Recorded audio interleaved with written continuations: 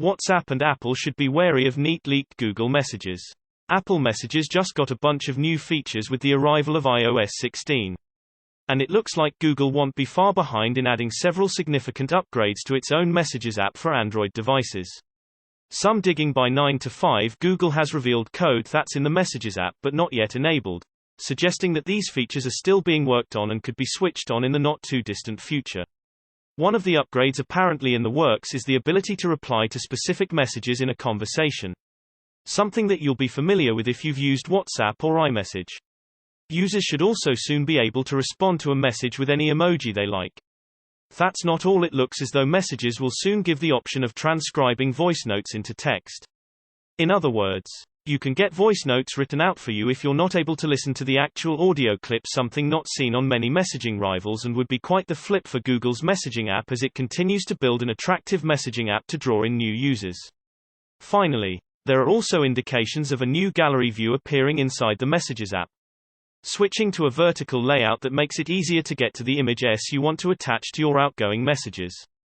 As for when all of this will appear for users, there's no indication of any fixed date.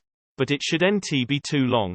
It's possible that Google will use the Pixel 7 launch on October 6 to make some software announcements too. You'd be forgiven for being a little confused by Google's messaging app strategy over the last year or 20. Messages is the default app provided on Pixels and many other Android phones, which handles SMS and MMS duties. It also supports RCS or rich communication services. An upgrade on SMS. RCS isn't a Google product. Though Google is investing heavily in its development and adoption, it turns SMS into something more modern, with support for features such as read receipts and media file formats including the all-important GIF. Google is pushing Apple to support RCS, but we could be waiting a while for that to happen. Then there's Google Chat, which has taken over from Google Hangouts. This is more akin to something like WhatsApp or Telegram, and includes most of the features you would expect from a messaging app. It doesn't support SMS or RCS though, which is why Google Messages is still around.